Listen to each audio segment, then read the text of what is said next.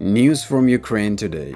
In Kherson region, the armed forces of Ukraine destroyed 3 platoons of occupants with boats. In the Kherson sector, yesterday the armed forces of Ukraine eliminated 70 Russian occupants and 3 of their motorboats. In addition, Ukrainian defenders destroyed a Strela-10 anti-aircraft missile system, 6 large-caliber guns, 4 anti-aircraft mounts, and 10 units of armored and automobile vehicles of the invaders. This was reported in the morning summary published on the official Facebook page, among other things by the press service of the Operational Command THAOS. In turn, the invaders fired 66 times at the right bank Kherson region and the waters of the Dnipro-Buzka estuary using 385 rounds of ammunition. As a result of the shelling of settlements on the right bank, 5 local residents were injured, one of them with severe burns from incendiary shells. A dozen and a half buildings were damaged, including a bakery shop, and a gas pipeline was cut off. Ukrainian armed forces liberated new territories. Terrorists captured territories. The commander of the operational and strategic group of troops, Alexander Taranovsky, reported in a lecturing summary published on his Telegram channel. He also noted that over the past day, the defense forces eliminated 80 Russian invaders, wounded twice as many, and captured 2 invaders. In total, 242 invaders were neutralized in this way. 3 ammunition depots and 7 pieces of enemy military equipment were also destroyed. A tank, 2 armored combat vehicles, 2 artillery systems, a piece of special equipment, and a car. Russians tried to attack from 3 sides in Kharkiv region. Russians tried to conduct offensive actions near 3 villages in Kharkiv region. This was reported by the General Staff. All attacks were repelled by our defenders. The Russians suffered losses and retreated to their positions. The Russians tried to attack northeast of Sinkivka, north of Klishivka, and south of Andriivka in Kupiansk district.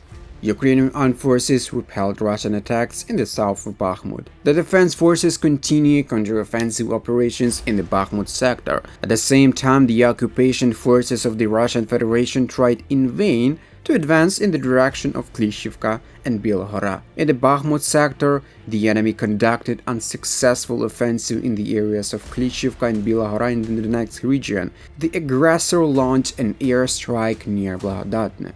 More than 15 locations suffered from enemy artillery shelling, including this. Over the past day, Russians wounded 1 resident of the Donetsk region in tourists. The occupants also damaged 1 house in the city. Russians shot at civilians, killing 7 civilians. In the temporarily occupied Urzhov Donetsk region near Mariupol, there was a firefight between Russian soldiers and the so-called Urzhov commandant's office. There are deaths and wounding among civilian population. The Russian Federation has started producing its own version of Shahed drones and is already using them against Ukraine. It is noted that experts have examined the wreckage of 2 drones shot down in southern Ukraine.